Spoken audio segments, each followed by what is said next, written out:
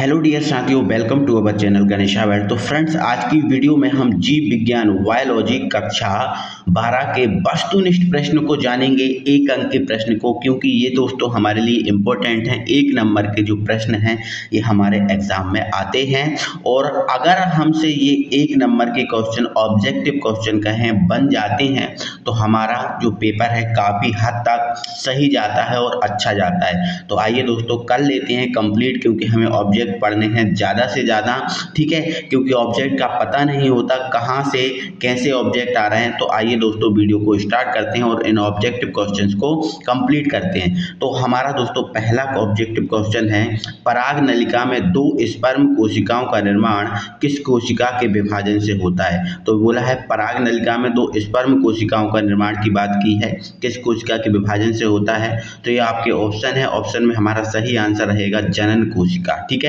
प्यारे साथियों। नेक्स्ट है, हम दोनों तरफ के साथ साथ करके चलेंगे मेरे प्यारे भाई।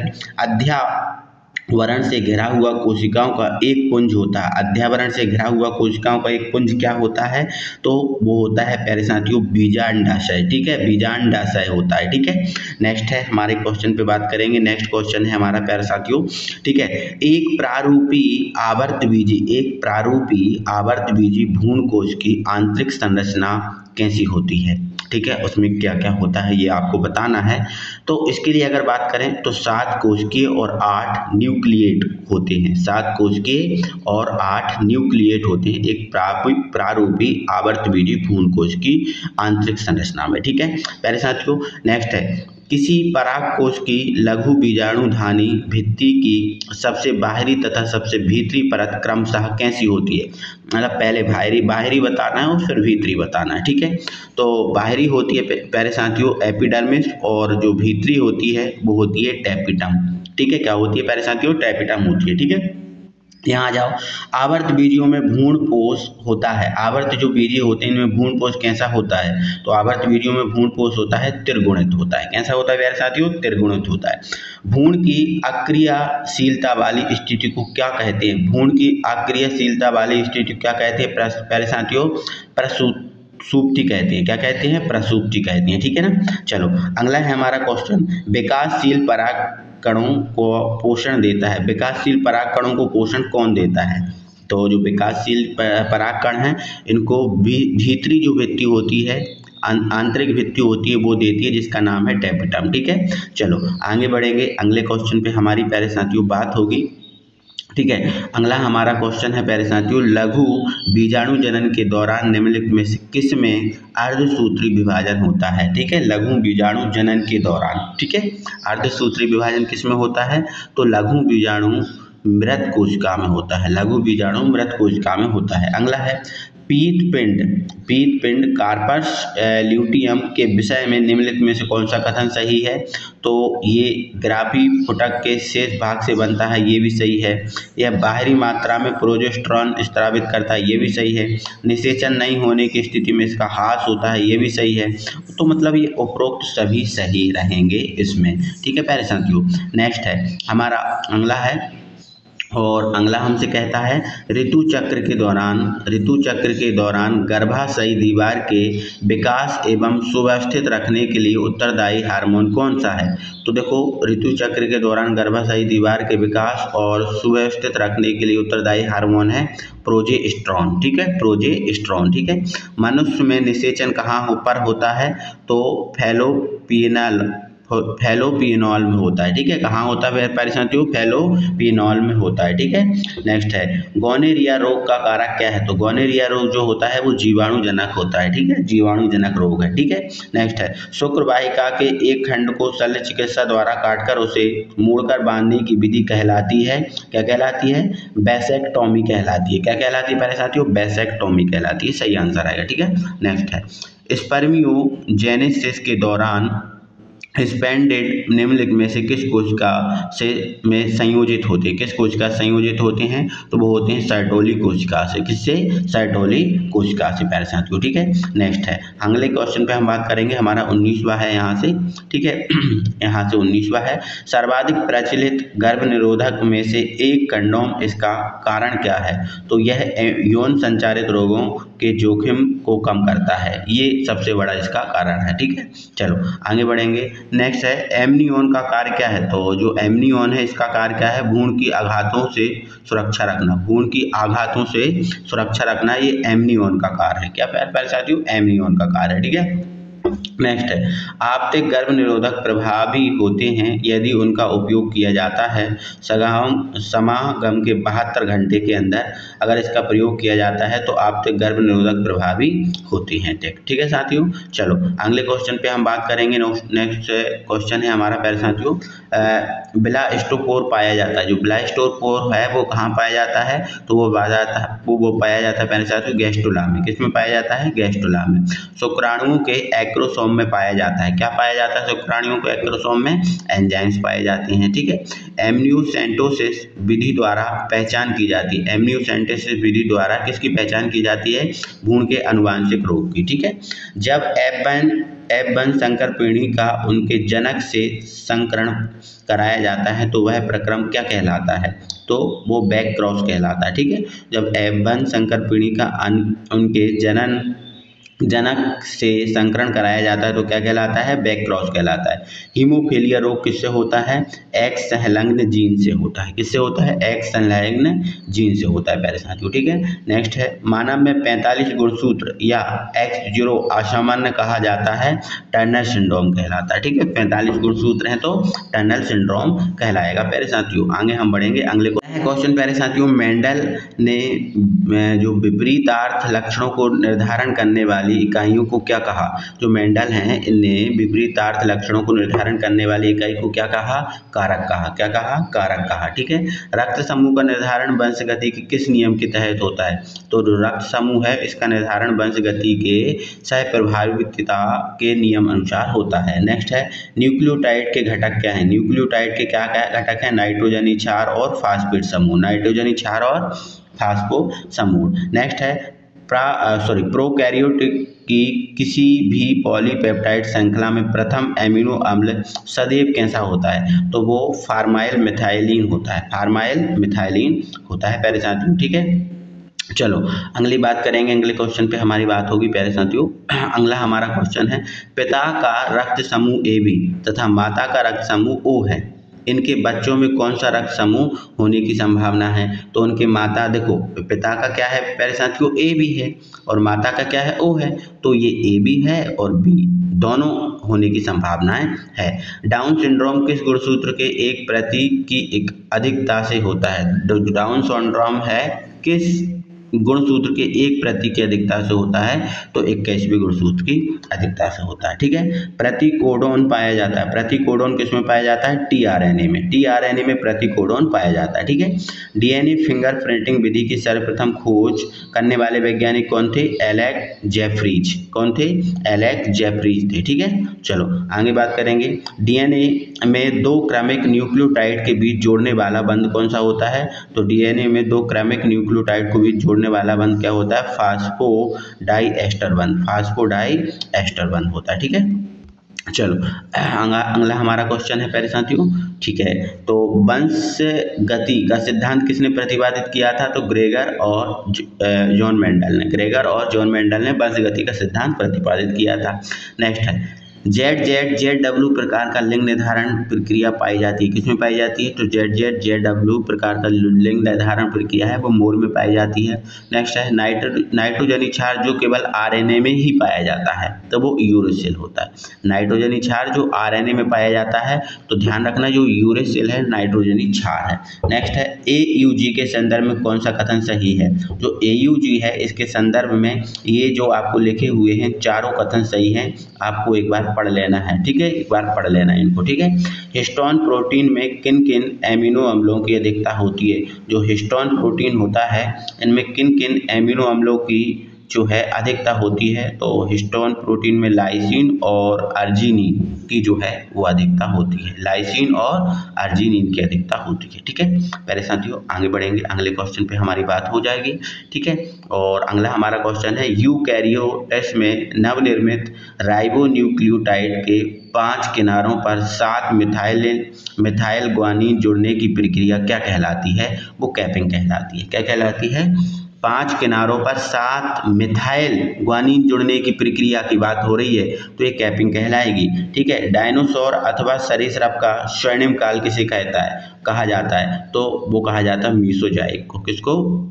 मीसोजोइक को। ठीक है, अगला है आधुनिक मानव का सबसे करीबी पूर्वज कौन है तो प्राकृतिक चयन है। कौन है? प्राकृतिक चयन है। ठीक है, अगले क्वेश्चन पे बात करेंगे प्यारे साथियों। ऐसे करके हमें सभी क्वेश्चन को कंप्लीट कर लेना है और जिनने अभी तक वीडियो को हमारी लाइक नहीं किया है वो वीडियो को लाइक कर लो, है ना। चैनल को सब्सक्राइब नहीं किया तो जल्दी से चैनल को सब्सक्राइब भी कर लो, है ना। ये ऑब्जेक्ट जो है इंपॉर्टेंट है और हमें इन ऑब्जेक्ट को तैयार करना है क्योंकि ऑब्जेक्ट को हमें ज़्यादा से ज़्यादा प्रिपरेशन करनी पड़ती है प्यारे साथियों। ठीक है, निम्न में से किस संयोजन द्वारा मिलन ने एमिनो अम्ल का संश्लेषण किया तो H2, NH3, CH4 और H2 इनका संश्लेषण किया। ठीक है, जीवाश्म सामान्यतः किस में पाए जाते हैं तो अपसादी चट्टान जो होती है इसमें जीवाश्म पाए जाते हैं। ठीक है, कौन सा सेट समजात अंगों का है तो पक्षी के पंख तथा मानव के हाथ जो हैं ये समजात अंगों का उदाहरण है। ठीक है, अगले क्वेश्चन पे बात करेंगे, ये 47वां है। ठीक है, तो मादा एनीफ्लेज द्वारा मनुष्य के काटने पर संक्रमित करने वाले स्पोरोजोइड बनते हैं मानव यकृत में। कहाँ बनते हैं प्यारे साथियों? 47 वाला है, ये मानव यकृत में बनते हैं। ठीक है, अगले क्वेश्चन पे हम करेंगे बात प्यारे साथियों। ठीक है, एक सेकेंड। हाँ, आर्कियोप्लेटेरिक्स संयोजी कड़ी है। आर्कियोप्लेटेरिक्स संयोजी कड़ी किसकी है? सरीसृप और पक्षी की है। टाइफाइड के निदान हेतु प्रयोग किए जाने वाला रासायनिक परीक्षण क्या है तो वो वाइडल परीक्षण है ना। टाइफाइड के निदान हेतु प्रयोग किए जाने वाला रासायनिक परीक्षण कौन सा है प्यारे साथियों? वाइडल है। ठीक है, जैव विकास की आधुनिक सिद्धांत आधारित है। जो जैव विकास इसका आधुनिक सिद्धांत किस पर आधारित है? अनुवांशिकता इकाई पर भी है। ठीक है, फिर इसकी अगर बात करें तो प्राकृतिक चयन पर भी है। ठीक है, बिलगन पर भी है और उपरोक्त सभी, मतलब ये सभी पर है ना। टी लिम्फोसाइट का निर्माण होता है। टी लिम्फोसाइट का निर्माण किस में होता है? अस्थिमज्जा में होता है ना। ठीक है, चलो आगे बात करेंगे अगले क्वेश्चन पे। जैव विकास में उत्परिवर्तन की भूमिका है जैव जो विकास है इसमें उत्परिवर्तन की भूमिका क्या है? अनुवांशिक भिन्नता पैदा करने में। ठीक है, और वह पदार्थ जो विषाणु संक्रमित केशिका द्वारा उत्पादित होता है और अन्य कोशिकाओं को संक्रमित होने से बचाता है क्या कहलाता है? इंटरफेरॉन कहलाता है। क्या कहलाता है? इंटरफेरॉन कहलाता है प्यारे साथियों। तो ये इम्पोर्टेंट है, सभी चीज़ें जो हैं इम्पोर्टेंट हैं, आपको पढ़ लेना है अच्छे से, है ना। आपको पता ही है एग्जाम में ऑब्जेक्टिव थोड़े अजीब टाइप के आ रहे हैं, है ना, तो इनको भी हमें समझना होगा, करना होगा। ड्रग के उपयोग से खिलाड़ी चिड़चिड़ा हो जाता है, आक्रामक हो जाता है, अनेक रोगों से ग्रसित हो जाता है, मतलब ये सभी हो जाती हैं अगर ड्रग्स का कोई उपयोग करता है। ठीक है, ऑक्टोनिज्म की सक्रियता से होने वाला रोग है क्या है? कैंसर है ना। नेक्स्ट है बुचेरिया से होने वाला रोग है। बुचेरिया से क्या होता है? फाइलेरिया होता है। क्या होता है? फाइलेरिया। अपशिष्ट जल उपचार बड़ी मात्रा में आपंक उत्पन्न करते हैं जिसे उपचारित किया जा सकता है ऑक्सीकरण तालाब द्वारा। ठीक है, अब नेक्स्ट है मिथेनोजोन निम्न में से किस में नहीं पाए जाते? जो मिथेनोजोन है किस में नहीं पाए जाते? वो सक्रियता आपंक से नहीं पाए जाते। किससे? सक्रियता आपंक से नहीं पाए जाते। ठीक है, नेक्स्ट है लीवर सिरोसिस उत्पन्न करने वाला कारक है। जो लीवर सिरोसिस उत्पन्न करने वाला कारक है वो क्या है प्यारे साथियों? वो है एल्कोहलिज्म। एल्कोहलिज्म। वायुमंडल N2 का स्थिरीकरण करने वाला स्वतंत्र जीवाणु है क्या? एजोटोबैक्टर। बिल्कुल एजोटोबैक्टर। बीटी जीव विष प्राप्त होता है किससे? बैसिलस और जो है ना थूरिए सिंसेस से पाया जाता है। अल्कोहल से सिरका बनाने के लिए किस जीवाणु का उपयोग किया जाता है? तो आपको पता है अल्कोहल से सिरका बनाने के लिए किसका उपयोग किया जाता है? एसिटोबैक्टर एसिटी। ठीक है, एसिटोबैक्टर एसिटी जीवाणु का उपयोग किया जाता है ना। चलो नेक्स्ट है कौन से बैक्टीरिया दूध को दही में परिवर्तित करते हैं? कौन से बैक्टीरिया दूध को दही में परिवर्तित करते हैं? तो लैक्टोबैसिलस करते हैं, आपको पता है ना। ठीक है, आगे बढ़ेंगे अगले क्वेश्चन पे बात करेंगे हम। हाँ, अगला हमारा क्वेश्चन है प्यारे साथियों, बैसिलस थूरिएजेंस किस कार्य के लिए वाणिज्यिक स्तर पर उपयोगी हैं? तो वो जैव कीटनाशक के रूप में है। प्रतिबंधन न्यूक्लियेज एंजाइम के खोजकर्ता कौन थे? तो ये चारों थे भाई, इसके तीनों थे, है ना, तो ये सही आंसर हो जाएगा। PBR322 एक है, क्या है? संवाहक डीएनए है ना, क्या है ये? संवाहक डीएनए है। ठीक है, अगले क्वेश्चन पे हम बात कर लेंगे। प्यारे साथियों, निम्न में से प्लाज्मिड को पहचानिए। जो प्लाज्मिड है इसको हमें पहचानना है, तो PBR322 है, ये प्लाज्मिड है। डीएनए लाइगेज का उपयोग होता है। डीएनए लाइगेज का उपयोग कहाँ होता है? तो इसमें भी मतलब उपरोक्त सभी में होता है। ठीक है, किसी राष्ट्र या उसके लोगों से बिना व्यवस्थित अनुमोदन और क्षतिपूर्वक भुगतान के जैव संसाधनों का उपयोग करना क्या कहलाता है? बायोपायरेसी कहलाता है। मानव प्रोटीन युक्त दुग्ध वाली गाय की एक परजीवी किस्म क्या है? तो रोजी है। मानव प्रोटीन युक्त दुग्ध वाली गाय की एक परजीवी किस्म क्या है? तो वो है रोजी। क्या है? रोजी है प्यारे साथियों। ठीक है, अगले क्वेश्चन पे हम बात करेंगे। प्यारे साथियों, हमारे बस कुछ ही बचे हैं ऑब्जेक्टिव और कंप्लीट हो जाएंगे। पीसीआर में प्रयुक्त होने वाला एंजाइम है, तो वो टैग पॉलीमरेज है। आणविक कैंची के नाम से प्रसिद्ध कौन है? तो प्रतिबंधन एंडोन्यूक्लियेज, है ना। जीन क्लोनिंग में प्रयोग में लाए जाते हैं, प्लाज्मिड लाए जाते हैं। आरएनए अंतर्थैप तकनीकी उपयोगी होती है। लक्षित जीन को संदमित करने में इंसुलिन कितनी पॉलीपेप्टाइड श्रृंखलाओं का बना होता है? तो इंसुलिन 2 पॉलीपेप्टाइड श्रृंखलाओं का बना होता है प्यारे साथियों। ठीक है, अगले क्वेश्चन पर बात करेंगे। पुनर्संयोजी डीएनए प्रौद्योगिकी द्वारा उत्पादित प्रथम हार्मोन क्या है? तो वो आपका इंसुलिन है। वो क्या है प्यारे साथियों? इंसुलिन है आपका। ठीक है, बीटी आविश प्राप्त होता है, तो बीटी जो आविश है वो कहाँ से प्राप्त होता है? जो बीटी आविश है ना, तो वो बैसिलस और धुरियंस से प्राप्त होता है। जीन चिकित्सा से उपचारित किया जाने वाला पहला रोग क्या है? तो एडीए की कमी से होने वाला रोग है, वो जीन चिकित्सा से उपचारित किया जाने वाला पहला रोग है। अंतरकोशिकीय समूह जिनमें सभी ऊतकों एवं अंगों को उत्पन्न करने की क्षमता होती है, वो स्टेम कोशिका कहलाती है। एक जीवित जीव के अपने पर्यावरण में परिवर्तन के अनुकूलन की डिग्री क्या कहलाती है? तो वो कहलाती है पारिस्थितिक आयाम। क्या कहलाती है? पारिस्थितिक आयाम। आपको जब एग्जाम में जाते हो तो बहुत अच्छे से इन ऑब्जेक्टिव क्वेश्चन को पढ़ना चाहिए और फिर इसका आंसर देना चाहिए। अक्सर क्या करते हो आप लोग, है ना, बहुत गलती करते हो, अच्छे से क्वेश्चन को नहीं पढ़ते हो और उसका जवाब दे देते हो। जैसे आपका फिजिक्स के पेपर में ही आया था एक क्वेश्चन कि भाई जो सिलिकॉन और जर्मेनियम के यौगिक होते हैं, तो आप सिलिकॉन और जर्मेनियम के यौगिक अर्धचालक होते हैं, तो आपने सत्य लगा दिया। तो भाई आप वहाँ से सिलिकॉन और जर्मेनियम की बात नहीं हुई थी, सिलिकॉन और जर्मेनियम के यौगिक की बात हुई थी, तो यहाँ असत्य लगाना चाहिए था आपको। ठीक है, तो ऐसे करके आप गलती कर देते हो, क्वेश्चन को आपको ध्यान से नहीं पढ़ते हो। ठीक है, तो आपको ध्यान से पढ़ना है क्वेश्चन को। ठीक है, नेक्स्ट, परभक्षी शिकार जातियों को नियंत्रित कर परितंत्र में क्या लाते हैं? तो परिभक्षी शिकार जातियों को नियंत्रित कर परितंत्र में क्या लाते हैं? स्थिरता लाते हैं। जीव संख्या का तात्पर्य क्या है? तो संपूर्ण जीवों की संख्या में। जीव संख्या का तात्पर्य क्या है? संपूर्ण जीवों की संख्या में। भारत की लुप्तप्राय प्रजाति निम्न में से कौन से है? तो कैनाबिस सैटाइवा जो है लुप्तप्राय जो है प्रजाति है, निम्न में से कौन सी भारत की एक संकटग्रस्त प्रजाति है? तो ये बिल्कुल चारों हैं, राउवल्फिया, सर्पेंटाइना, सेंटेलस एल्बम, है ना, साइकस वोडेमी, उपयुक्त सभी, ये सभी हैं। ठीक है, नेक्स्ट है सहोपारिकता में क्या होता है? तो दोनों जीव लाभान्वित होते हैं, दोनों जीव लाभान्वित होते हैं सहोपारिकता में। ठीक है, लाइकेन संबंध है, तो लाइकेन कवक और शैवाल का है, लाइकेन कवक और शैवाल का है। निम्न में से किस वन को पृथ्वी का फेफड़ा भी कहा जाता है? जो अमेजन को जो वर्षा वन है, इसको पृथ्वी का फेफड़ा भी कहा जाता है। निम्न में से किस समूह में संकटोपन्न प्रजातियों की संख्या सबसे अधिक है? तो वो कीट में है। किस में है? कीट में है सबसे ज़्यादा संख्या। ठीक है, चलो अगला है हमारा क्वेश्चन, निम्न में से कौन से जैव विविधता की हानि का कारण नहीं है जंतुओं का जंतु उद्यानों में रखना? ये कारण नहीं हो सकता, ये तो आपको सही लग रहा है, एक बार पढ़ के भी आप देख लिया करो। कवक का पादम जड़ों के साथ सजीवी संबंध का उदाहरण किसका है?